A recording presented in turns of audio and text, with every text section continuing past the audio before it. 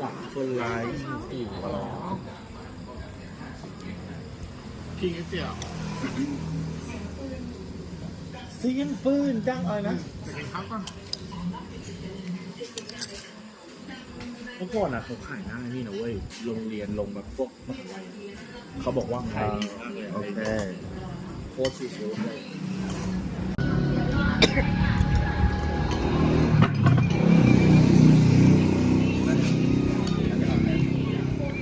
กินแต่ต้มยำเหรอมันก็ต้มยำหมดไม่ใช่เหรอเส้นอะไรเส้นเล็กอันนี้เส้นหมี่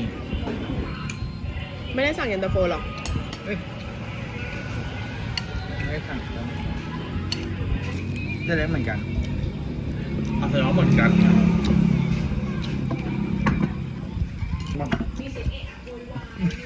แลกกันแลกกันอันนี้ก็ไม่เหมือนกันนะ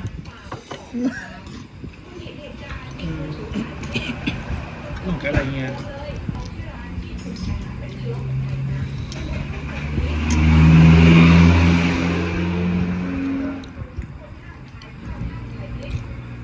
กุ้งทอดคือเลิศโง่เหรอเราบอกเขาเลยว่า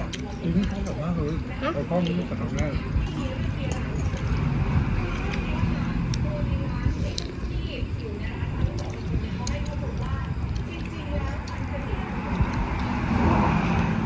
เขาขายเช้าหรอ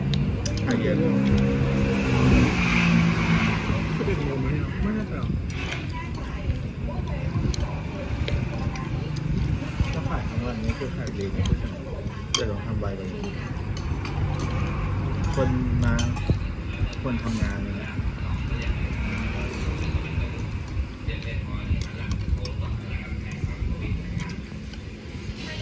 มันทำข่าวเยอะอยากชิม